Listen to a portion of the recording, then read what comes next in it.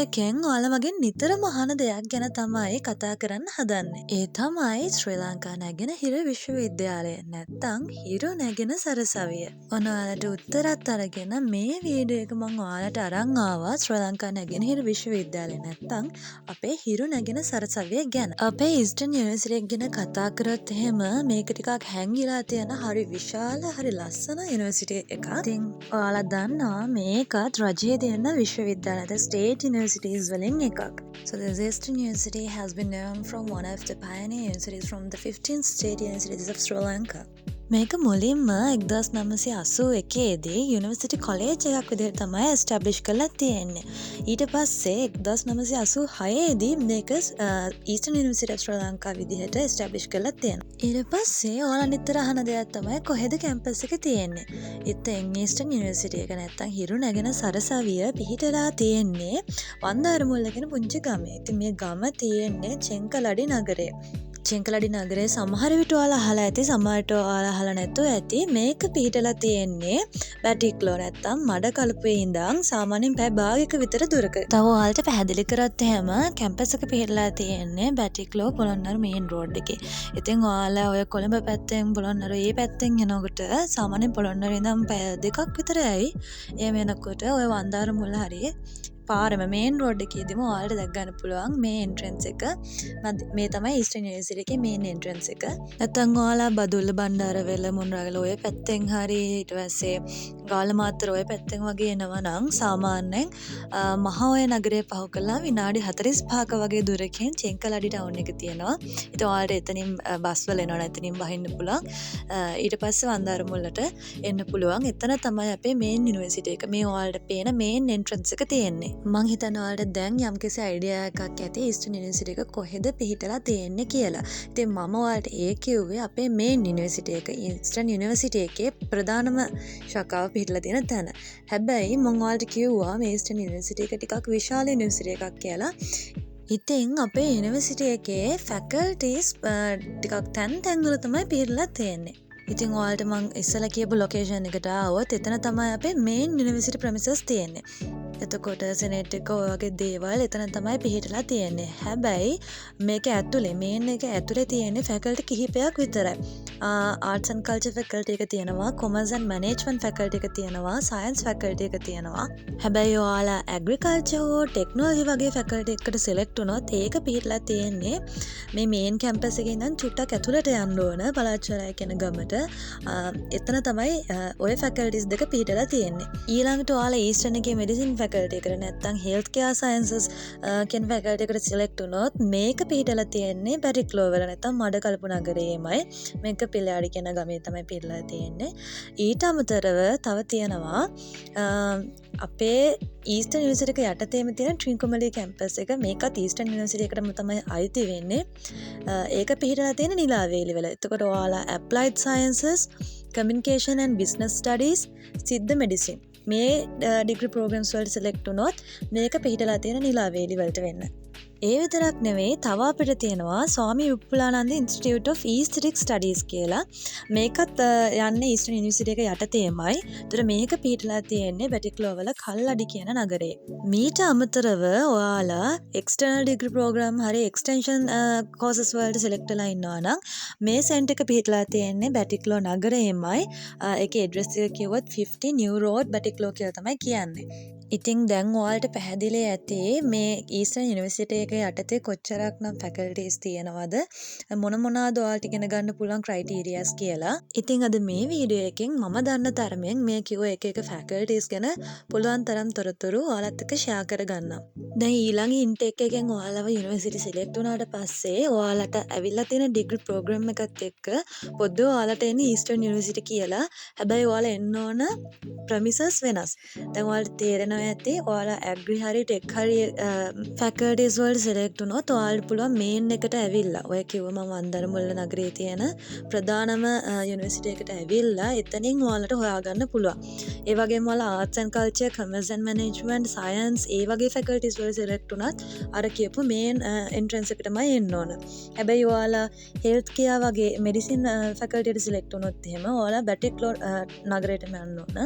ඊට අමතරව ඔයාලා applied sciences, communication and business studies, සිද්ධ medicine ඒ කියන courses වලට select වුණොත් ඔයාලා නිලාවේලි කියන්නේ ට්‍රින්කෝමලී තමයි ඒක යුනිවර්සිටි එක premises පිහිටලා තියෙන්නේ. ස්වාමී පුලානන්ද එකත් පිහිටලා තියෙන්නේ කල්ලාඩි වල බැටික්ලෝ වලමයි. ඊට අමතරව එක්ස්ටර්නල් ඩිග්‍රී කරොත් ඔයාලා ඒකත් සෙන්ටර් එක තියෙන බැටික්ලෝ වල ඒ කියපු ලොකේෂන්ස් වලට එන්න ඕන. මේ කතාව අහන් ඉන්න ගමන් දැන් ඔයාලට මේ පෙන්නන්නේ අපි කල්ලාඩියෙන් හන්තානෙට එක්කන් යන කැම්පස් ළමයේගේ ජීවිතය අනිවාර්යයෙන්ම තියෙන සම්දිස්ථානයක් නැත්තම් හන්තාන සංචාරය. මේකට කලින් ඔයාලට මම පෙන්නුවා ISA එක නැත්නම් International Symposium of Agriculture වගේ ඊට කලින් ඔයාලට පෙන්නුවා මේ අවුරුදු 4 අවසානයේදී අපිට ලැබෙන වටිනාම තෑග්ගය තමයි කළු ලෝගෝ ලබා ගන්න අවස්ථාව නැත්නම් අපේ General Convocation එක. ඉතින් මේ වීඩියෝස් ඔයාලට බලන්න එකතු කරේ මේවා තමයි කැම්පස් ජීවිතයේදී ඔයාලට ලැබෙන ලස්සනම මතක නැත්නම් core memories. ඉතින් දැන් ඔයාලට මේ පෙන්නන්නේ මේ අපේ යුනිවර්සිටි එකේ තිබුණ functions වලින් එකක්. මේ තමයි uncommon concert එක. මේ වගේ එකී නොකී නොයෙක් ආකාරයේ functions ඒ වගේ දේවල් විවිධ faculties වලින් organize කරලා තියෙනවා. ඉතින් මෙතනට මම කිහිපයක් විතරක් include කරා ඔයාලටත් බලන්න.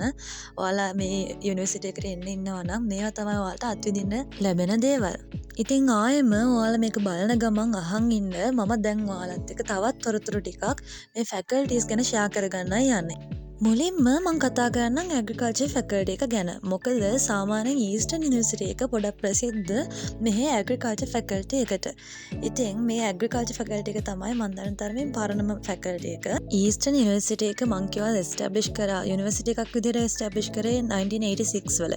ඉතින් අපේ ඇග්‍රි ෆැකල්ටි එකත් එච්චර ඉතිහාසයක් තියෙනවා. ඉතින් මේකත් එස්ටැබ්ලිෂ් කරලා තියෙන 1986. එතකොට ඒක පිහිටලා තිබ්බේ අර මම කිව්ව මේන් යුනිවර්සිටි ප්‍රමිසස් වල. හරිද?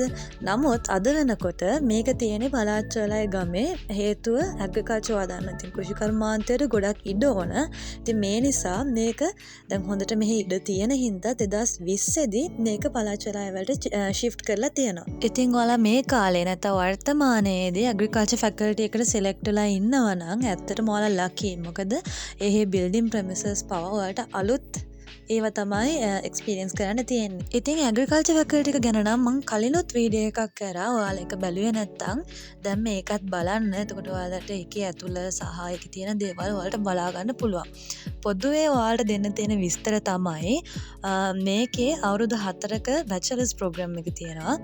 මේකේ ඕනර්ස් එක බැචලර්ස් ප්‍රෝග්‍රෑම් එකට ඇප්ලයි කරනවට අමතරව ඔයාලට පුළුවන් ඩිප්ලෝමා ප්‍රෝග්‍රෑම් එකකට ඒ වගේම මාස්ටර් ඩිග්‍රීස් වලට ඩොක්ටරල් ඩිග්‍රීස් වලටත් ඇග්‍රිකල්චර් ෆැකල්ටි එකට ඇප්ලයි කරනවලට පුළුවන්.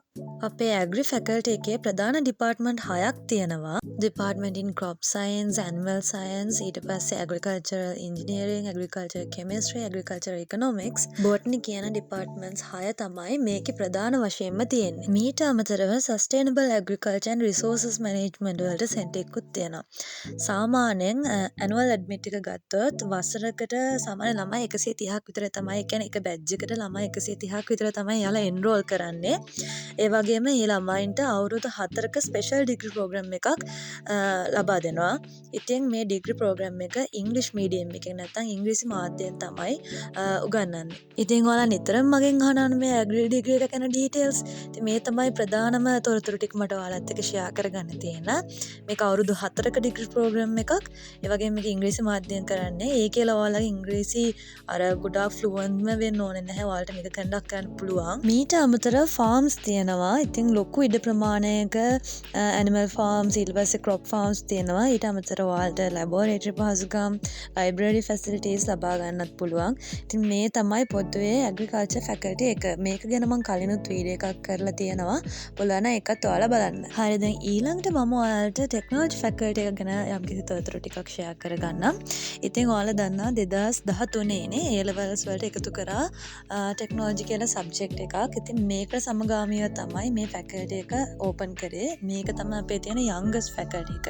ඉතින් මේක ඇත්තටම 2014 තමයි ඉනිෂියේට් කරේ. ඒ වගේම මේක එස්ටැබ්ලිෂ් කරලා තියෙන්නේ 2017 වර්ෂයේ. ඉතින් ඔයාලට තේරෙනවා කොච්චර අලුත්ද කියලා මේ ෆැකල්ටි එක. මේකේ ප්‍රධාන වශයෙන් ඩිපාර්ට්මන්ට්ස් 3ක් තියෙනවා. Department of Biosystem Technology, Department of Multidisciplinary Studies, Department of Information and Communication Technology. ඒ වගේම අනාගතයේදී මේකට එකතු වෙන නියමිතයි Department in Engineering Technology කියලා තවත් ඩිපාර්ට්මන්ට් එකක්. ඉතින් මේකෙන් ලබා දෙන එක ඩිග්‍රී ප්‍රෝග්‍රෑම් එකක් විතරයි. ඒ තමයි Bachelors of Biosystem Technology in Agriculture Technology and Entrepreneurship. ඉතින් මේකත් අවුරුදු 4ක ඩිග්‍රී ප්‍රෝග්‍රෑම් එකක්. සාමාන්‍යයෙන් මේ ඩිග්‍රී ප්‍රෝග්‍රෑම් එක සඳහා ළමයි 500කට අධික ප්‍රමාණයක් එන්රෝල් කර ගන්නවා. අනාගතයෙන් ඉන්න ඔයාලට ලොකු අවස්ථාවක් මේකෙනුත් ලැබෙනවා. මේකේ අලුතෙන් ඩිග්‍රී ප්‍රෝග්‍රෑම්ස් හඳුන්වලා දෙන්න නියමිතයි. ඒ තමයි Bachelor of Information and Communication Technology. මේකේදී ස්පෙෂලයිසේෂන් දෙකක් යටතේ ඩිග්‍රී ප්‍රෝග්‍රෑම්ස් ඉන්ක්ලූඩ් කරලා තියෙනවා. මේවා අනාගතයේ දෙන්න නියමිතයි කියලා තමයි සඳහන් කරේ මුලින්ම. එතකොට මේකේ BICT Honours in Multimedia Design, BICT Honours in Software Development Techniques කියන ඩිග්‍රී ප්‍රෝග්‍රෑම්ස් ඉන්ක්ලූඩ් වෙන්න නියමිතයි. ඉතින් මම ඉස්සරහට try කරන්නම් ඔයාලට වෙන වෙනම මේ ෆැකල්ටිස් වල වීඩියෝස් අරන් එන්න. ඒ ASCII ඔයාලා දැන් මේ දකින්නේ මට මතක විදිහට බෙන්සින් පාක් ඕපනින් එක. ඉතින් අපේ මේන් යුනිවර්සිටි එකේ ෆැකල්ටි ප්‍රෙමිසස් වලට අමතරව මේන් ලයිබ්‍රරි එක, පන්සල, පල්ලිය, කෝවිල, හොස්ටල් ප්‍රෙමිසස්, කැන්ටීන් ප්‍රෙමිසස් මේ ආකාරයේ නොයෙකුත් දේවල් වලට අමතරව මේ උඩින් පෙන්නලා තියෙනවා වගේ පාක්ස් වගේ දේවල් යුනිවර්සිටි ප්‍රෙමිසස් එකේ ඔයාලට දැක ගන්න පුළුවන්. හරි, අපි දැන් ඊළඟට සයන්ස් ෆැකල්ටි ගැන කතා කරමු. මේකත් ඊස්ටර්න් එකේ පරණම ෆැකල්ටි එකක්. ඉතින් මේ ෆැකල්ටි එක එස්ටැබ්ලිෂ් කරලා තියෙන්නේ 1981. මේකෙත් ප්‍රධාන ඩිපාර්ට්මන්ට්ස් 5ක් තියෙනවා. ඒ තමයි Department of Botany, Department of Chemistry, Department of Mathematics, Department of Physics and Department of Zoology. මීට අමතරව imported and local species ගොඩක් අඩංගු botany department එකට සමගාමීව herbarium එකක්, zoology department එකට සමගාමීව පොඩි museum එකක් වගේ දේවලුත් සයන්ස් ෆැකල්ටි එකට අඩංගු වෙනවා. සයන්ස් ෆැකල්ටි එකෙන් ඔයාලට ලබා ගන්න පුළුවන් Bachelor of Science degree programme එක. ඉතින් මේක අවුරුදු 3ක ඩිග්‍රී ප්‍රෝග්‍රෑම් එකක්. ඊට අමතරව ඔයාලට තව ලබා ගන්න පුළුවන් ස්පෙෂලයිස්ඩ් ඩිග්‍රී ප්‍රෝග්‍රෑම්ස්. උදාහරණයක් වශයෙන් Bachelor of Science Honours in Botany, එතකොට Bachelor of Science Honours in Chemistry, Bachelor of Science Honours in Computer Science, Bachelor of Science Honours in Mathematics, Bachelor of Science Honours in Physics and Bachelor of Science Honours in Zoology කියන degree programmes වලට ලබා ගන්න පුළුවන්. හැබැයි මේවා අවුරුදු 4ක degree programmes. මීට අමතරව ඔයාලට certificate programs, diplomas, post graduate programs faculty of science එකට සමගාමීව ඉගෙන ගන්න පුළුවන්. ඉතින් ඒ ඔයාලා මේ දැක්කේ අපේ කැම්පස් එකේ තියෙන පන්සල සහ ආගමික කටයුතු වලට සමගාමී වීඩියෝ පට. ඒ නිසා මේ වෙලාවේ මම ඔයාලට කියන්න ඕන අපේ යුනිවර්සිටි එකේ බෞද්ධ ආගමට සමගාමීව පන්සලක්, ඒ වගේම මුස්ලිම් ආගමේ නම් ඔයාලට මුස්ලිම් පල්ලියක්, ඒ වගේම කැතලික් නම් ඔයාලට චර්ච් එක තියෙනවා, ඒ වගේම ටැමිල් අයට කෝවිල් එක වගේ සියලුම ආගමික මධ්‍යස්ථාන යුනිවර්සිටි එකේම පිහිටලා තියෙනවා. මේ හැම ආගමකටම සමගාමී වැඩසටහන් අවුරුද්ද පුරාම යුනිවර්සිටි එකේ පැවැත්වෙනවා. මේක හරි ලස්සන දෙයක් අපේ කැම්පස් එකේ තියෙන හේතුව ඔයාලට ගොඩක් අත්විඳින්න බැරි අවස්ථාවන් ඔයාලට ලැබෙනවා. ඔයා හිතන්නකෝ ඔයා බෞද්ධ ආගමික කෙනෙක් කියලා. එතකොට ඔයාලට සමහර අනිත් කල්චර්ස් වල දේවල් එක්ස්පීරියන්ස් කරන්න බැරි වෙලා ඇති. හැබැයි ඔයාලට මේ යුනිවර්සිටි ගමනේදී ඔයාලට පුළුවන් මේ හැම කල්චර් එකේම දේවල් එක්ස්පීරියන්ස් කරන්න, එයාලගේ උත්සව වලට සහභාගී වෙන්න, ඒ ආගමික වැඩ කටයුතු වලට උදව් කරන්න.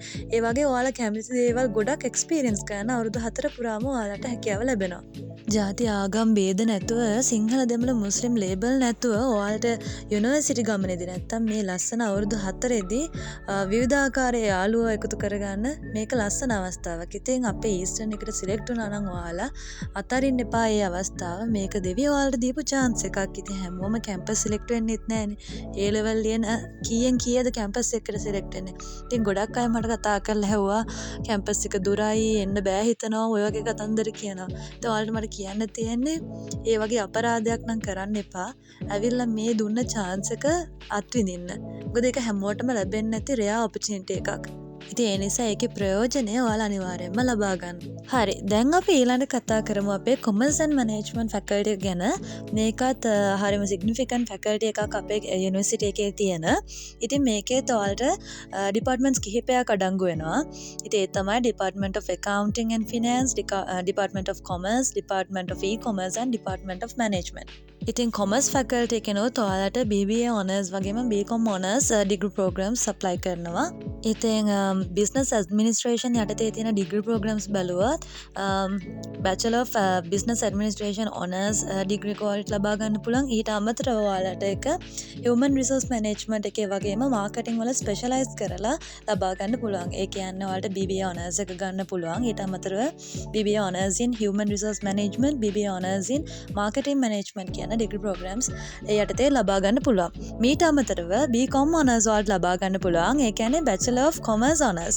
ඉතින් ඒකෙත් ඔයාලට specialize කරලා කරන්න පුළුවන් account and finance යටතේ වගේම enterprise development ඒ වගේම business economics යටතේ. ඉතින් මේ නිසා ඔයාලට ඒකෙන් ලබා ගන්න පුළුවන් BCom honors. ඒ කියන්නේ Bachelor of Commerce honors ඒ වගේම Bachelor of Commerce honors in accounting and finance, Bachelor of Commerce honors in enterprise development, Bachelor of Commerce honors in business economics කියන degree programs උත් ඔයාලට ලබා ගන්න පුළුවන්. ඉතින් දැන් ඔයාලට තේරෙනවා ඇති commerce and management faculty එක යටතේ ඔයාලට ගොඩක් degree programs follow up කරන්න පුළුවන්. මීට අමතරව diploma, certificate programs ඒ වගේම post graduate programs උනත් Eastern University එකේ commerce and management faculty එකෙන් ඔයාලට study කරන්න පුළුවන්. මම දන්න තරමින් මේ ඔක්කොම වගේ ඩිග්‍රී ප්‍රෝග්‍රම්ස් ඉංග්ලිෂ් මීඩියම් එකෙන් තමයි කරගෙන යන්නේ. ඒ වගේම ගොඩක් ඒවා අන්ඩර්ග්‍රැජුවේට් ඩිග්‍රී එක අවුරුදු 3යි, ස්පෙෂලයිස් කරොත් ඒක අවුරුදු 4කට ඇදෙන්න පුළුවන්. ඉතින් ඊළඟට ඔයාලා මගෙන් ගොඩක් අහන ප්‍රශ්නයක් තමයි hostel premises. ඉතින් අවුරුදු 4ම hostel ලැබෙනවද කියලා ගොඩක් අය අහලා තියෙනවා. මේ වෙනකන් නම් අවුරුදු 4ම hostel ලැබුණා. ඉස්සරහටත් අවුරුදු 4ම hostel ලැබෙයි. ඉතින් ඇත්තටම කිව්වොත් agriculture faculty එකයි technology faculty එකයි වෙනමනේ තියෙන්නේ. ඒකට ඒකට සමගාමීව ගැහණු ළමයින්ට වෙනම faculty එක ආසන්නයේම තමයි hostel premises තියෙන්නේ. ඉතින් මේවා අලුත්ම බිල්ඩින්ග්ස් මෑතක තමයි මේවා හැදුවේ. ඉතින් ඔයාලත් ඒවා පරිස්සමෙන් පාවිච්චි කරලා ඔයාලගේ අනාගත පරපුරට ලබා දෙන්න. ඉතින් දැන් ඔයාලා මේ දකින්නේ මං කියවනේ විවිධ කල්චර්ස් වල දේවල් වලට එක්ස්පීරියන්ස් කරන්න පුළුවන් කියලා. ඉතින් මේ ටැමිල් කල්චර් එකට අනුකූලව තියෙන පොංගල් දින, දීවාලි දින වගේ දේවලුත් අපේ යුනිවර්සිටි එකේ සෙලිබ්‍රේට් කරනවා. ඉතින් මේ වගේ අවස්ථාවක්. ඉතින් මේ අපි කතා කර හිටියේ hostel premises ගැන. අනිත් faculties වලට සමගාමීවත් hostel premises ඒ විදිහටම ලැබෙනවා.